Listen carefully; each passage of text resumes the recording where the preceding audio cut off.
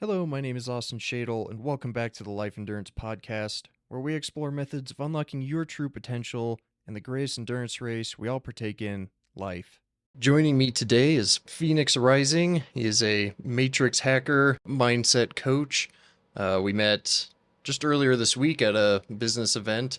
Thought you had a really interesting story and thought that your work really relates a lot to this podcast, so appreciate you being on today.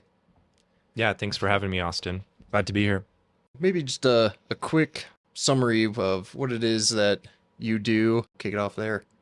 Great. Yeah, so I help people in really big ways. I call myself a mental reprogrammer, really a matrix hacker, because once you realize that we live very much in a simulated world where there's computer code behind everything and your mind works like a computer as well, then you can influence computer code to get the things you want in life. And that's what I really do, is I help people get the things they want in life. And oftentimes people have been trying for decades to get something that they want or overcome a problem that has just been a pattern for a very long time. And in a very short period of time, I'm able to help people resolve that. So I use different tools. I use hypnosis. I use neurolinguistic programming, timeline therapy, parts integration, and some other tools. So I do some energy work and some quantum shifting work. So that's kind of a general summary of what I do. Mm-hmm. Yeah, lots. We were talking a bit about that, and lots of, honestly, I think fascinating topics. However you view the world, I think there's a lot of different ways and tools to get to the results you want, and kind of think of everything like coding definitely appeals to me, with the engineering background, very kind of objective thinker. So I'm definitely interested to dig into that. And also the hypnosis item. I've always been interested in that. My only real exposure is the, people that come to parties and make people do goofy things, but I've also heard lots about how, it can really help people, and really it makes sense in my head. I mean, if you can get somebody to walk around quacking like a duck and seeming to fully believe that, then that's obviously getting into some neural pathways, whatever you want to call it, and it can definitely be a form of a tool. So excited to dig into how you learned and utilized that to help others. Maybe before that, what brought you into this path?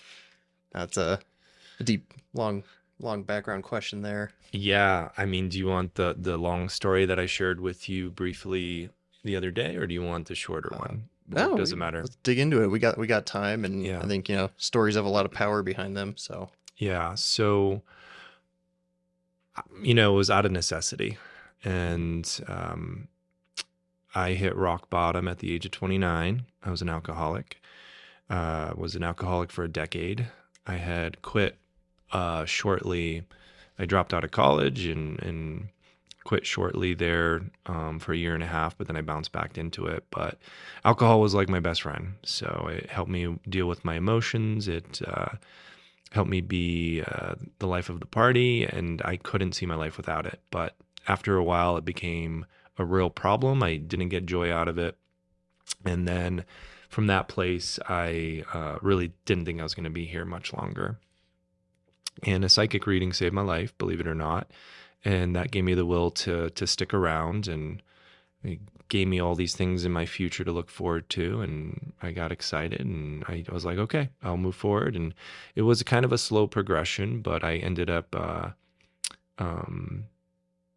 quitting smoking cigarettes to start. My friend had quit smoking cigarettes one session, some guy's living room in Western Massachusetts, and hypnosis is not a popular thing in Western Massachusetts. In a lot of pockets of the world, hypnosis is not very popular. And one session I quit smoking, and then when I was ready to quit drinking about 2 years after that, I did one session of hypnosis. I went back to the same guy and I quit drinking, and that was probably the most important decision in my life, because alcohol created so many problems, so many damn problems.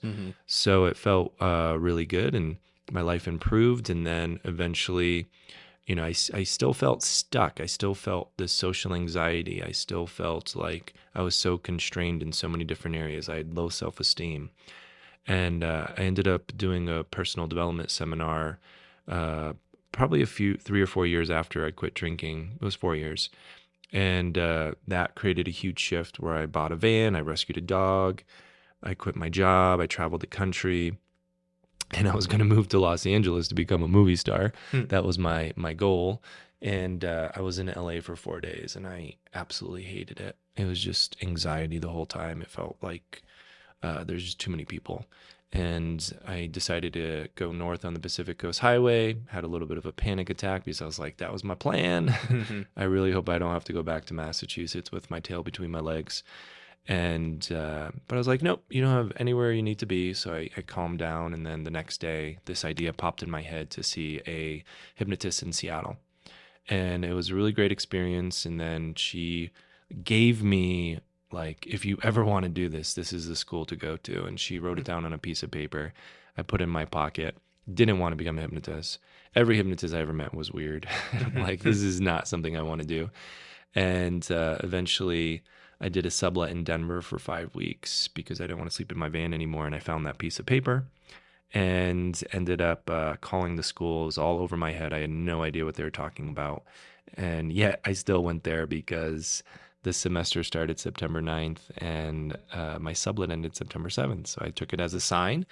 I went down there and it was one of the best experiences of my life. And at that hypnosis school, I said to myself, this is what everybody needs to learn. If everybody knew how their mind works, it'd be a complete game changer, truly. So that's kind of the story of how I got into hypnosis. Yeah, fascinating. And yeah, as you were telling me that story, everybody has their own different problems, but I feel like sometimes the sources and anxieties are kind of the same. And I'm 29 right now, and hitting that, seeing that 30 coming over the horizon, and you start thinking about your path in life, and really start to analyze the things that hold you back.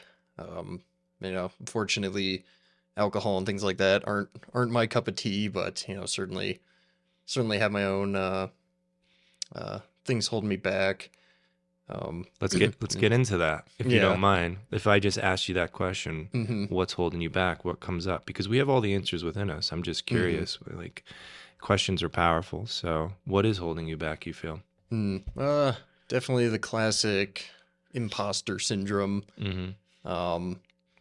Just had a lot of, I don't know, kind of ups and downs. Things don't go quite as you expect, and trying to just make sense of all of it. Spent a lot of time alone. College was a pretty lonely time for me. Right out of that, worked a really intense job. Basically, just was working around the clock for a couple of years. Then COVID hit. So even when I had time to, get to know people, the world just kind of shut down. Then I moved to Colorado. That was a really positive change for me. Getting out of Iowa, a place that just didn't really suit me. I love being in the mountains and stuff. And now I'd say I'd had fun for a couple of years, which I think was much needed after about a decade of just school and work.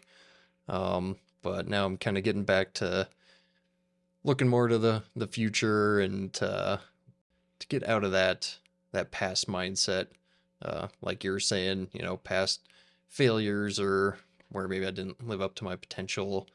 So yeah, really, I think it's gonna be an interesting year. I try not to put such an emphasis on, oh, it's January 1st. It's really just another day. But yeah, a lot to come this year. A lot of things to figure out. Yeah, I think the 20s are the time of figuring stuff out. And I'll tell you, there's a little bit of a kind of a paradigm that's very common, is that for men, especially around the age of 35, is when you really start paving your own path. And before that, you're really just like trial and error and just trying to like see what you like, what you dislike. A lot of people that end up in the corporate world They'll do that until about the age of 35, and then they'll really start questioning, is like, why am I doing this? This is not giving me the joy Hmm. that I really was looking for. So then you're like, that's when you really start to question, what do I want to do? And the Hmm. sooner that you can ask that question, I think it's really powerful. And doing those thought experiments, because the thing that I find that is really missing is that people don't really know who they are. They don't really know what they enjoy to do. Like a Hmm. question that really will tell you a lot is the question, like, if you could do something every day for the rest of your life and just give you great joy, what would it be? And I could guess, just knowing you a little bit, you might say running, but I'm curious to know if there'd be something else. Like, if you could do something every day for the rest of your life that you just love, what would it be? Yeah, I mean, yeah, running, and spending time in the mountains is certainly up there. Yeah. But I'm very interested in business, kind of business operations, and it's something I've been trying to get back into and remember what it is that I'm so passionate about that. And obviously, being interested in business is probably a little safer bet in terms of trying to make a career and provide for say a future family than just ultra running. Yeah, really think like you just mentioned, the whole trying to remember or figure out who you really are or remember who you are. I think that's something that I've kind of lost the last couple years. Took a year to try to go out on my own, figure out, hey, is there something I can do on my own for business? Kind of fell flat on my face, and then like I said, spent a couple years just enjoying life. Now that I had access to the mountains, and kind of good and bad outcome of that. I enjoyed life for a while, but I also think I kind of lost some parts of myself along the way. Mm. So this year's really going to be about kind of figuring out again who I am. Yeah, that kind of path forward. And that's, I think a lot of it, need to take my own advice that I put on this podcast, but always interested in how to break that down and how to figure out what your purpose and the things that you should be, spending your time and energy and effort on. So maybe ask you what are those kind of first steps that you run people through to help them maybe go from that stage of feeling lost to starting to figure out maybe who they really are. Mm. Yeah, it's a great question. I mean, I think for me, a lot of what I do is I teach people, and the teaching and education process, it really helps reframe things, like things that was never taught to them. Like,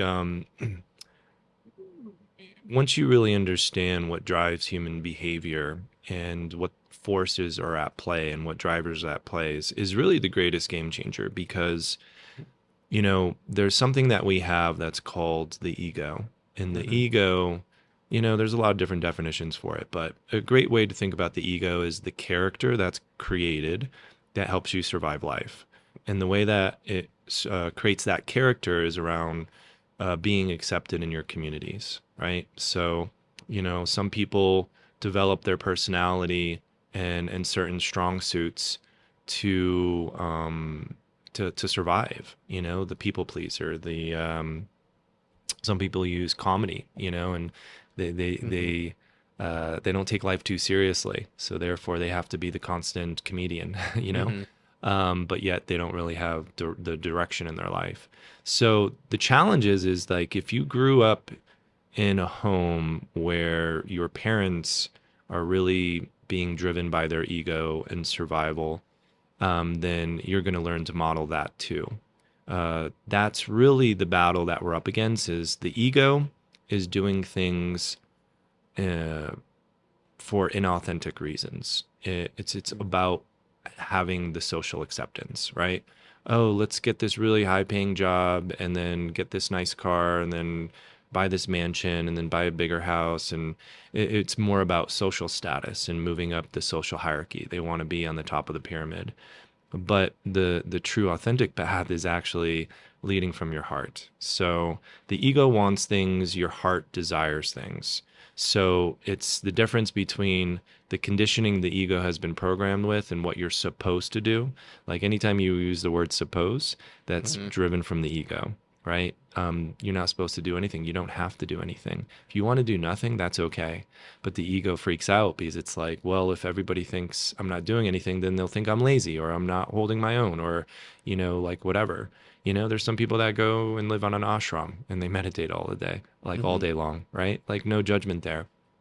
I think the true path is actually getting out of your head, not letting the stories from the ego and what it's supposed to be to disconnect from that and knowing that's not the true self. That is a machine, a mechanism that is connected to survival and going into the heart and really being led by what excites you. What are you passionate about? Like if every day you woke up and you're like, what is the thing that excites me most? I promise you will not be led astray. Like do that thing and then also find a way to try to monetize it so that you can find abundance monetarily. I knew someone that quit their job and they loved pickleball. They became a pickleball coach Hmm. and they were really good at it. And and they created this course, this program, and it was $1,500. And they'd work with people for 6 months, or not 6 months, 6 weeks, and they had a huge following.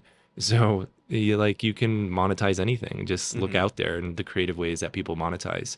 So I think instead of trying to figure out in your head what to do business wise, what would you want to do that would give you passion and excitement to do every day? And then the figuring out the monetization will come after.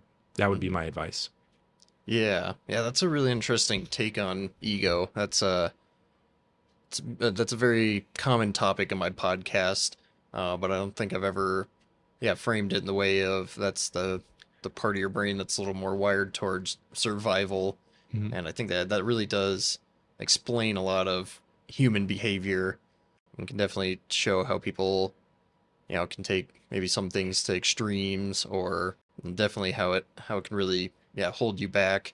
That's definitely something I've struggled with and have spent a number of years trying to override that previous coding in my brain. Grew up in a great family, but very very typical Midwest kind of middle class. Uh, Play it safe, follow the kind of textbook path for life, which sometimes I'm almost a little jealous of people that are content with that. It sounds just kind of nice and simple. Go to the job, come home, do a little hobby, spend time with the family, go to bed, wake up, do it again. If that works for you, it's amazing. I think I've definitely found I'm seeking for a little more out of life, and yeah, it's an interesting perspective on how to kind of looking at your own ego, and I think that definitely kind of adds another layer for me to consider, especially going into what will hopefully be a pretty pivotal year here. Yeah, can I Yeah, say something go to for that? it. I'll just say how how many people are actually content with that kind of life if you Mm-hmm. really think about it. From my experience, it really, I worked a corporate job for 9 years. I was a civil engineer. That's what I did before this. And every single day, I almost hated going into work. Mm-hmm. I had a lot of fear and past programming, and I was dealing with a lot of shame and low self-esteem. And the interesting thing is I actually graduated my high school class most likely to succeed.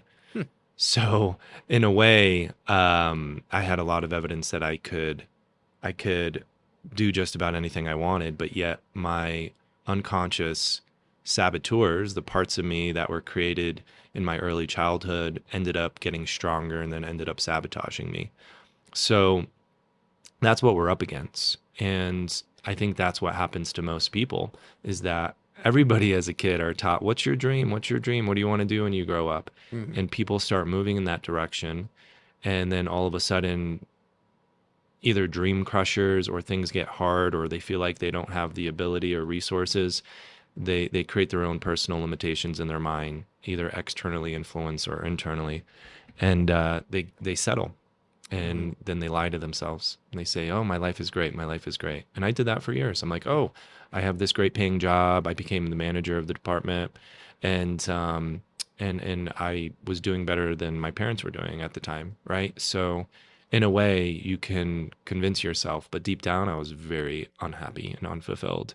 So, I really respect people that continue to move and be ambitious, even though they're up against that fear of failure or their own personal demons. So, um, if the only way you can achieve your dreams if you give up, right? So, Hmm. Les Brown once said, "Most dreams end up in the graveyard." So, um, my motto is always hold on to my dreams and just keep moving forward and the right opportunities. And that was hypnosis and neurolinguistic programming and the tools to be able to shift my internal world. Because when you make that shift, your external world becomes so much easier. There's less resistance. So yeah, that's how I kind of see it. Yeah, yeah. And again, the more you talk, the more my brain keeps kind of looking into that ego level.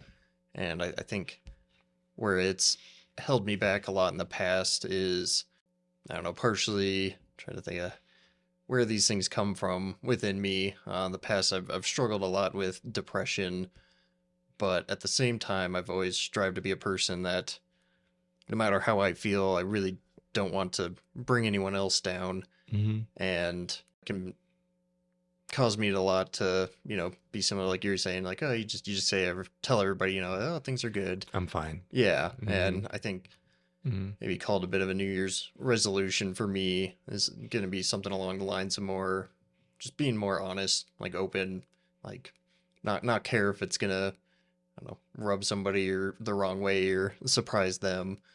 So I think yeah, that's really important is just being honest with yourself and then being able to realize that you're not fully being honest with yourself and maybe coming to that realization by how you talk to others and how you interact with others could be a good signal of that hopefully people take away and consider that from this episode. Hmm. Yeah, and I'll say like vulnerability and authenticity are like the greatest like attractors for connection. So for someone that has felt lonely, the ego tells us we can't share our weaknesses, we can't share our flaws, we can't tell people that we're depressed because then they won't want to be around us or we'll be a burden to them or something like that. All constructs of the ego, the character, Mm-hmm. right? Because the ego is making up all these different rules, and I'm gonna share a little story that will paint a picture of really how the ego has evolved over time. Like think about our great great ancestors, right? Where we kind of you know traveled individually or in very very small groups like two or three individuals, but this was before language. And then all of a sudden we learned how to use sound to name objects and things, and then eventually like an alphabet was created, and we could use words to label people and things. So this was like the evolution of our species and our ancestors. So what really the reason we became the top species on this planet was because of our ability to communicate, because now we could work together, and then we developed tribes.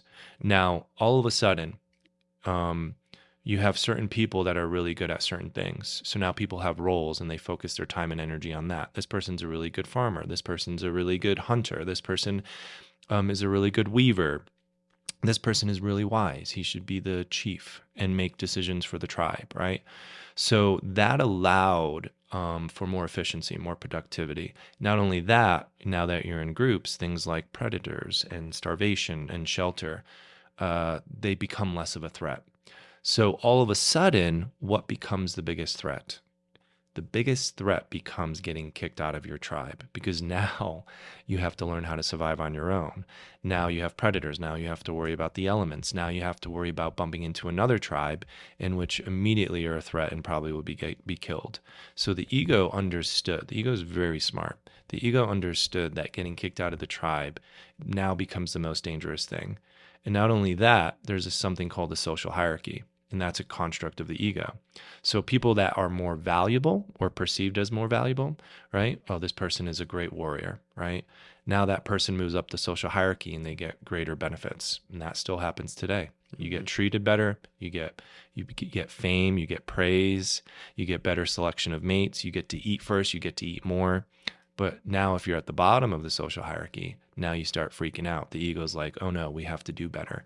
And so therefore, we do a lot of inauthentic things in order to be accepted. And if you really think about it, that's really what we're all doing, is because the ego just is looking for social acceptance, because in its way of thinking, it thinks that if you get kicked out of the tribe, even today, you will die. And like a lot of the inauthenticities and stories and defense mechanisms and behaviors that are not true to ourselves are really grounded in that. And it's kind of absurd, because you could go on meetup.com tomorrow and find a new tribe. You can go find a new sports team. You can do improv. You can find tribes in so many different ways. So getting kicked out of your tribe is not a threat anymore. But yet we are so conditioned and not taught about this driving force that is actually not serving us. If that makes sense. Yeah, absolutely. And yeah, that brought a topic to my mind.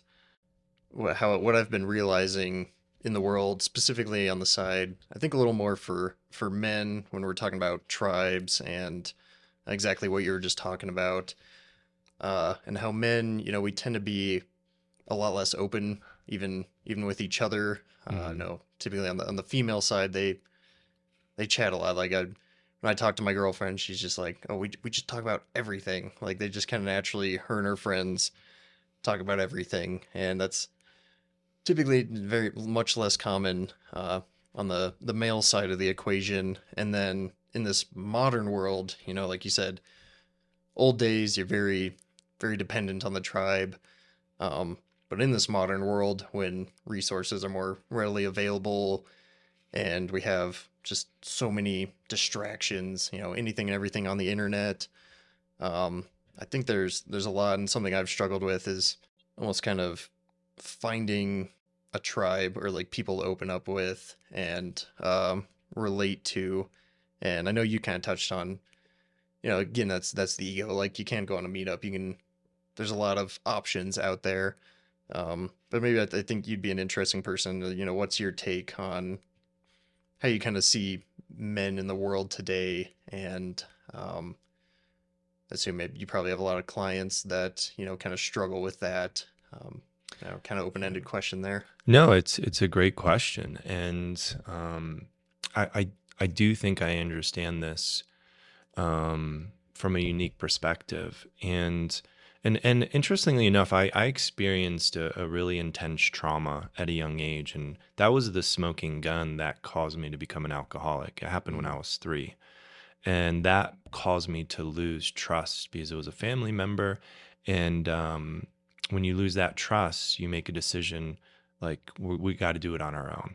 So a lot of what we do as young children is we model the people around us, and primarily our authority figures. So the first part of answering that question is that this has been going on for a long time, is that men have not felt safe to express themselves and express their emotions. So there's this expectation. And oftentimes it's seen as weakness to be vulnerable and express things like that. So there's a lot of judgment with that. There's a lot of bravado. There's a lot of, the alpha male is not supposed to express their feelings in that way, which is not true, right? And, men that can be very vulnerable, it's very powerful and connecting. It's more so if someone is in that victim mentality that really looks unfavorable for men. So the question really is, and I think a lot of people understand that. So we model our parents, and I'm sure your dad's similar in that respect with not expressing their emotions very strongly, but it's a cultural thing. That's the first thing. But then the second is why and who teaches us that? And unfortunately, the reason is because of the masculine feminine dynamics relationship. As much as women say they want men to be vulnerable and open, I've talked to so many men and so many women and listened to so many podcasts that what ends up happening in relationship, women, their partners are a source of their safety and feeling safe and secure in the world. So therefore, when men do open up and share vulnerably, like, I don't know how I'm going to make things work financially, or I'm like really scared right now. That level of unsafety, when that shows up in men, the partner feels very unsafe too. And I've also heard that it makes men look very unattractive to them. So that has been going on for a long time, is because men have the burden of being this provider and being the source of safety in relationship. They have learned that they can't say certain things. Hmm. So if you can't say it to your partner, you can't, you don't feel safe saying it anywhere. And that's where men's groups are really good, because you can bring that stuff there. And that's like the only solution that I've really found, is like, it really doesn't work to share the things that you're afraid of and the things that make you feel insecure and unsafe to your partner. But in a men's group, the right men, they can hold the space for you and they can help you through that. So that would be the solution to it. Does that make sense? Yeah, yeah, absolutely. It's a lot of interesting things we could go in and unpack there and open up on my side. That I recently joined, like very recently, the last week, joined a virtual like men's group. So I'm just starting that journey, I'd say, and it's definitely intimidating, but really trying to work myself to really dive into that. And it's especially those kind of groups. It's you get what you put in. That's certainly what the leaders say when they bring in a new person. Maybe that'll be a topic I talk about more in this coming year as I do a bit more. But yeah, definitely seeing more of how, yeah, it's something like a men's group. I don't know if it's a matter of there not being enough of, which I think is probably a little bit, or also maybe the word, just getting the word out that those kind of things exist. Is definitely something men need to hear, and I think we need to promote more. So yeah, yeah, it's a I don't Yeah, know. I agree completely. And more are popping up, and that's really good to see. So just like anything, there's a little bit of stigmatism when something new gets created, and Mm-hmm. a lot of opinion and judgment, and then eventually it becomes mainstream. So men's Mm-hmm. groups have not quite become mainstream, but you're right, talking about it, and it is so necessary and important, and you don't even understand how important it is. And if you're a gentleman listening to this and you feel isolated and alone, I'm telling you, a men's group is a place to go, and Mm-hmm. find the right one. Like, some of them, here's another problem, is some of them are kind of toxic. Mm-hmm. Mm-hmm. It's really about get strong and tough, and they kind of bypass the emotion part. But like, I'm going to tell you, everything I've learned on this journey, the source of all of our problems is the suppression of emotions. Mm-hmm. And everything I do with clients is about finding those emotions and clearing them out, understanding them, processing, installing the learnings. So, in a way, you are literally holding yourself back by bypassing your emotions. And Mm-hmm. that is the most dangerous thing you could do. I suppressed emotions for so long, and then eventually the pain became so unbearable. The only way I could get through life is through alcohol. And, Mm-hmm. and that's where people have addictions and bad habits and all that kind of stuff. That is a symptom and a reflection of suppressed emotions that they have been bypassing. Yeah, yeah, and that's another big interesting point you brought up, that there's certainly some, say, toxic ones out there that maybe even if they mean well, they kind of focus on the wrong things a little too much.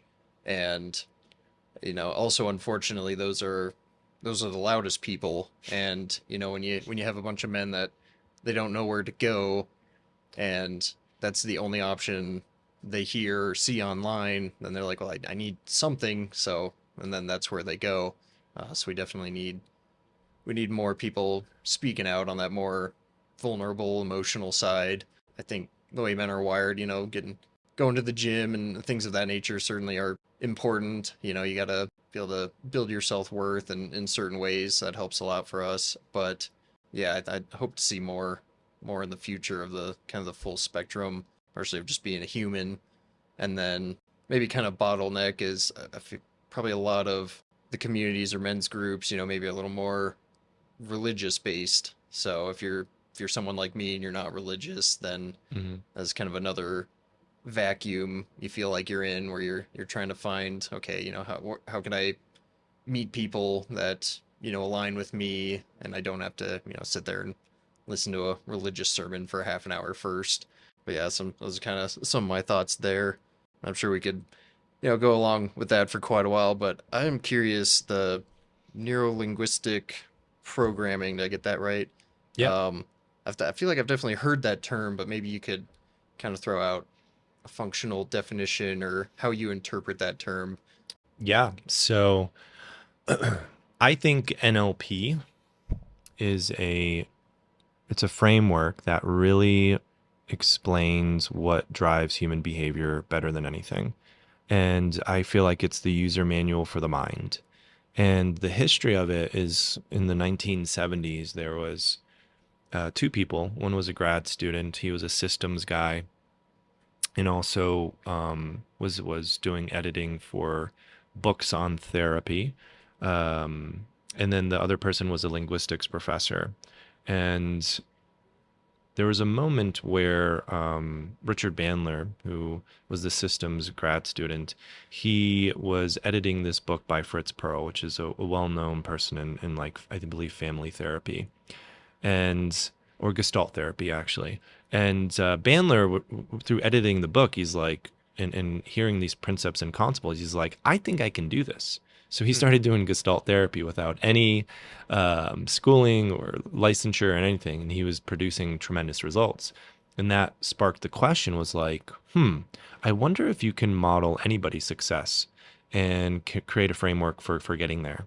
So that really is what NLP is being able to model other people's success and how they, their conclusion after doing a lot of research and getting a deeper understanding about how the mind and behavior works is that if you install and match other people's belief systems, value systems, and match their physiology, like their body movements, then you can literally almost match anybody's success, right?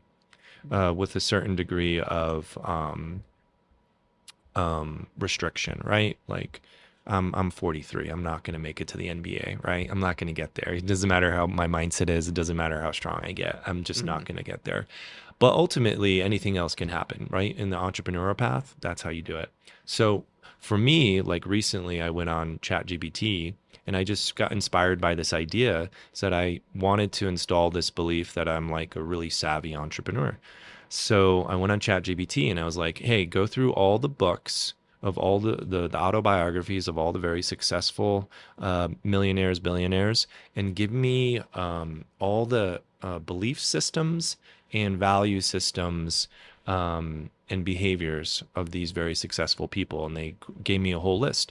So what I do is I take that information and I install it for myself because ultimately decisions is what determines where you end up in your life, right? The Hmm. imposter syndrome, you have a decision from your past around failure or I'm not good enough or whatever. That decision that you made unconsciously still shows up in your life. And all it takes is to make a new decision of like, I am not going to do that anymore. I'm not going to live in that imposter syndrome. I'm not going to be not good enough. I'm not going to live in this world of failure because I see myself and I'm going to decide that I'm successful no matter what happens. So neurolinguistic program is that framework is that really helped me see the matrix. That helped me see that the mind works like a computer and what's really driving everything is the computer code. And what's the computer code? Beliefs and decisions. So if you can install the right beliefs and decisions and you can clear out the negative and limiting ones, you could be unstoppable. Yeah, yeah, that's a good way to put it, and I think that really intertwines well with a lot of the topics I've covered in this podcast. And one that came to mind for me is, I think something that can help get through imposter syndrome is remembering that who you are is really defined by what you're doing now or what you do next. It doesn't have to be defined by the past. So, and that's the Mm. NLP can be that. Oh, Oh, that's the oh, big problem. mhm. That's where people do it reverse. It's not what you do. Doing is a reflection, it is a feedback system.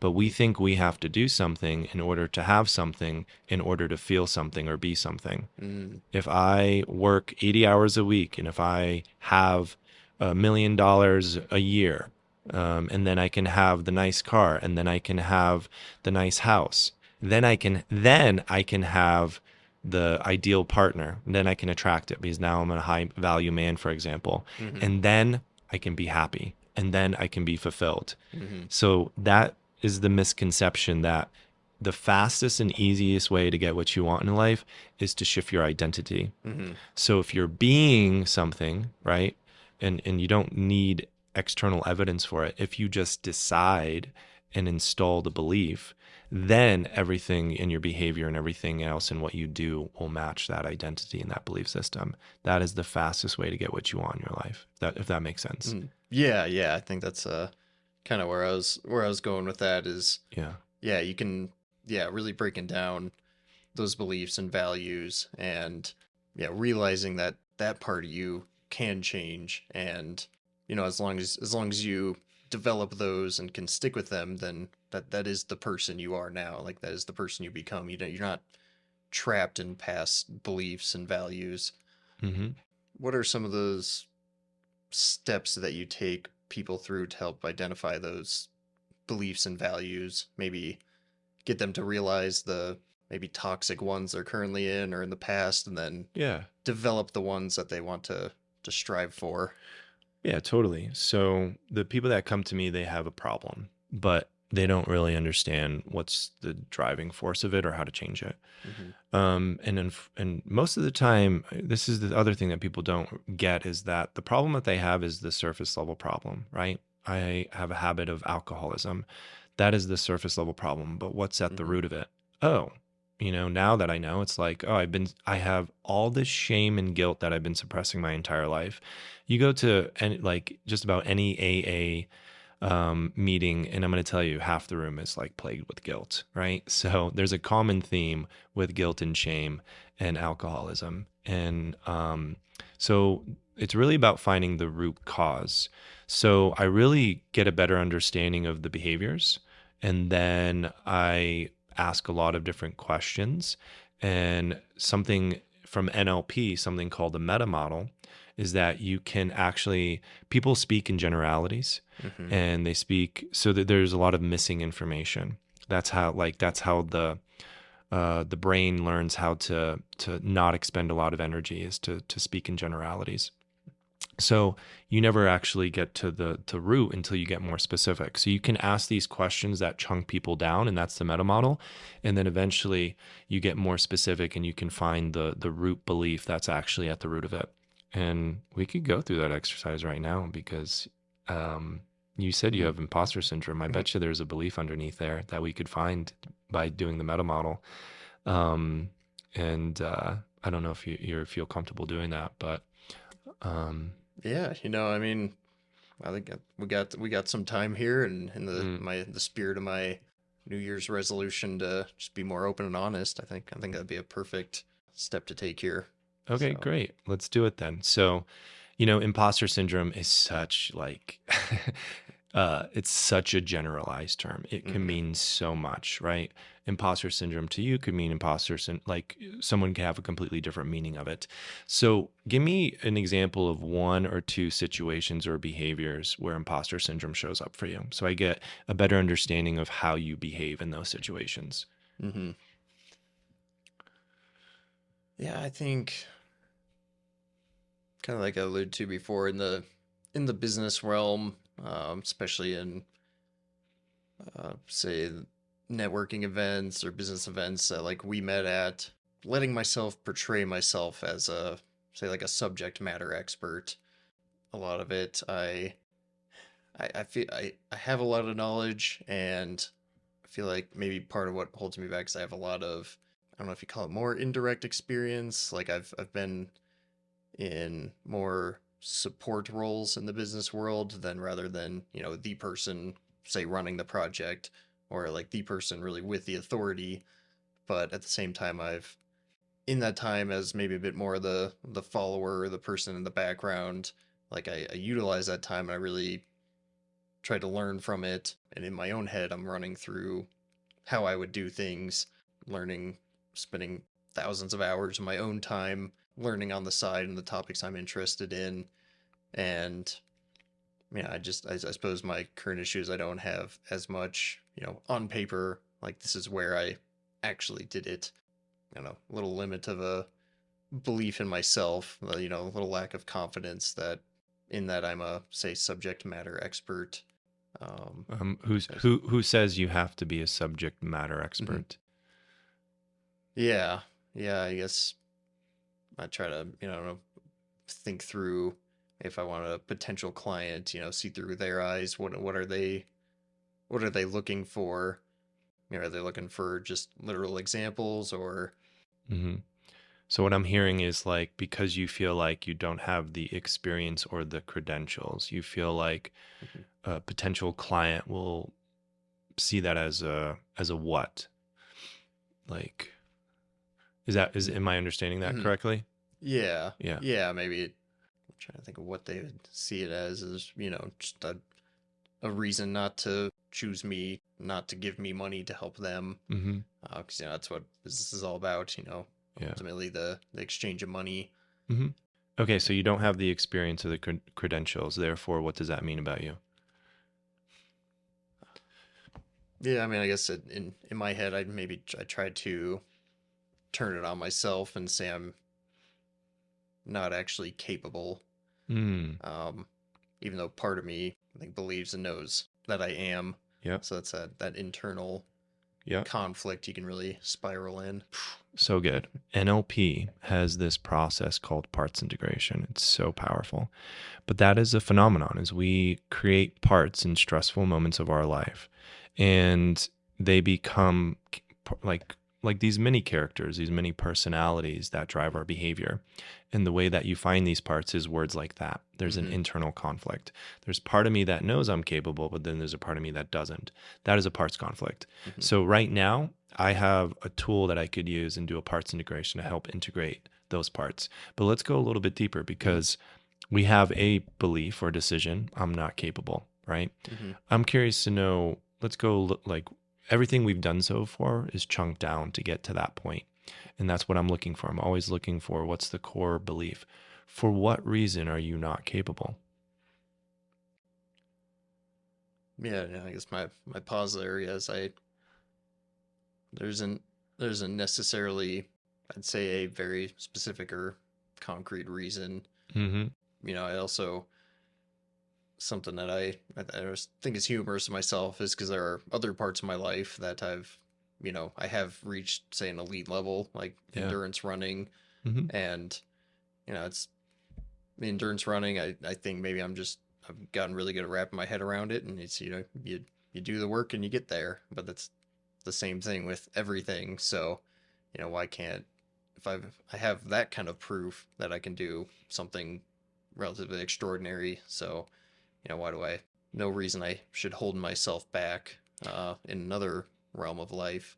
Great. And that is like that's how we try to solve problems Mm-hmm. right there is to logically find the solution. Mm-hmm. But what's really happening is that a parts conflict, the problem will only show up part of the time versus like a deep-seated limiting belief that's not a part that will show up all the time. Like it'll show up in the back room all the time. So that's why it's happening. Like that's why this phenomenon is happening is that there's a part of you that in certain situations creates this narrative that you're not capable, right? Mm-hmm. So, and I'm just curious to know um, if you allow yourself to connect into this part, for what reason are you not capable?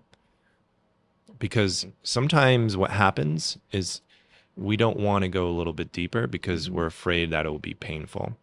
And that's why most people don't do the deeper work is Mm-hmm. because they're afraid of what they'll find and they're afraid that they're going to open up Pandora's box and then they won't be able to get out of it.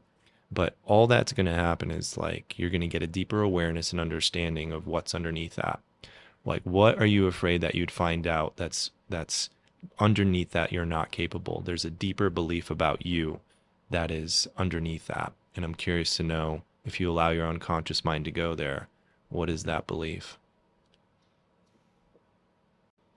Yeah, it's I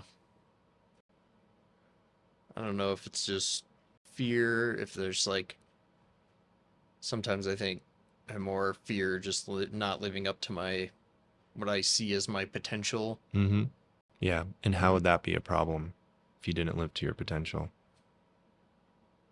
I guess in my head I've maybe kind of that's what I've told myself my mission is, you know, and Mm-hmm. you try to find say some sort of meaning of life or you think what would what would leave me, you know, satisfied on my deathbed. Yeah. And I think like you said the kind of general brain trying to be general is, you know, just generally if I live up to my potential, whatever that means. Yeah. I don't know if that kind of No, it makes hits what complete you're looking sense. No, for. it makes complete sense. And that's the part. The Mm-hmm. part of you is creating this narrative and story because there's a deeper belief that it's trying to prevent you from experiencing. Mm-hmm. So it's driving you and driving you to reach this proverbial potential versus realizing like at moment to moment we're exhibiting our potential until we learn and we grow and then we have the next level of potential. Mm-hmm. But what that presupposes is that, oh, there's something lacking in me that I cannot be my potential right now in the present moment, and that in the future I will eventually arrive there. But Mm-hmm. that's the trap. Every one of these parts, it's never ending, right? Mm-hmm. Like, all right, once I make this much money, then I will feel successful. Well, that's short lived, and then they have to have a bigger goal, and then a bigger goal, and a bigger goal. It's a rabbit hole, right? Mm-hmm. So that's what parts do. So there is a fear of some experience or belief that this part is trying to prevent you from. So if you don't reach your potential, then that would mean what about you? Like if you Mm-hmm. didn't like achieve or become this idealized version of yourself, what would that mean about you? Mm-hmm. That you're what? I don't know. It's like I don't know if I'd hesitate to just say like I'm a failure. Mm-hmm. Um, I don't know. I think I very much have the world point of view that you know I am just in a sense I am just another person on this planet. You know, it's all you know what I make of it. And it, maybe I'd have an impact on the world, maybe not. But um, And what if I were to tell you that actually probably is the belief, is mm-hmm. I am a failure, and that part is trying to protect you from experiencing that because you Mm-hmm. already even talked about it. I Yeah. had this business venture and I failed at it. So you're already kind of living in that dichotomy. Mm-hmm. And every time you experience a perceived failure, failure doesn't exist, by the way, it's just a word. Mm-hmm. Every time you experience that perceived failure, and especially this one because it was important to you and you really wanted it to work and it didn't work. So there Mm-hmm. was more pain associated with it. So what that means is it's going to be harder to step out of um, the 9 to 5 and start something new because that part has gotten stronger. Mm-hmm. Because it's like, see, like we're not doing that again. We're not experiencing that again. We're not going to experience that failure again because all these parts are trying to do is avoid that emotional pain connected to that wound. Mm-hmm. So if I were to assert that actually is the driving force, Mm-hmm. and until you resolve that parts conflict, you will continue to live in that world of what can I do? Like it's going to be a little confusing because you want to step forward in entrepreneurship, but there's going to be something always trying to talk you out of it. Mm-hmm. And that's what the part's doing. And I can see it. I can see it when Absolutely. you talk about it. There's that internal conflict. Um, and I'll just finish off by saying failure doesn't exist. Mm-hmm. It's just a word. It's just a word. If you continue moving forward, you can't fail, right? Mm-hmm. So let's give an example because I know a little bit about your ultra running. You technically failed at the 100-mile race, which means you did not finish it, correct? Is that right? Yeah, that was Yeah. actually my first ever DNF in any form of race. Yeah, which is amazing. Mm-hmm. Like I would not even be able to do 13 miles right now in this period of my life. Mm-hmm. So do you see that as a failure? You know, I see it as like technically a failure. Like I didn't make it to the finish line. Yeah. But like I said, I think I just have a better I have a better mentality about that part of my life. Yeah. And I think I failed the race, but it also, I think the race went about as well as it could have. Hmm. There weren't any, I wouldn't say there weren't any external factors. The weather was great. I didn't get injured. Hmm. Things of that, didn't get sick. So, Did you learn uh, something? Did and you that, learn from that yeah, and race? that is another thing is I definitely learned a lot, and that's it makes me feel more confident once I get back into the sport a bit more. That my likelihood of uh, finishing, is much higher now. Hmm. Um, so yeah, it's Yeah. So, something I need to apply to that other aspect of my life. right. So that's a prime example of like in this area of your life, it's not really I'm a failure. It's Hmm. I see it as I failed at this thing, although I know what to do next and I'm going to continue moving forward. So Hmm. technically you're not a failure because if you Hmm. in this area of life, if you really thought you were a failure, you would stop racing and would never do a 100-mile race again. Hmm. But you're not going to do that. You're going to do it again. So it's just feedback. And that's one of the presuppositions of NLP. There's no such thing as failure, there's only feedback. So you Hmm. did this thing, you got feedback, you learned, you're going to do something different next time. Hmm. If you applied that to everything else, then you'd be golden. But Hmm. the part, until the part gets resolved, it's going to continue to try to resist. It's trying to sabotage. It's going to do everything under the sun in these other areas of life. Hmm. So that just paints a greater picture of what's really going on inside of you, right? Yeah, Does it make- absolutely. And Mhm. it's those different pieces of life, like ultra running.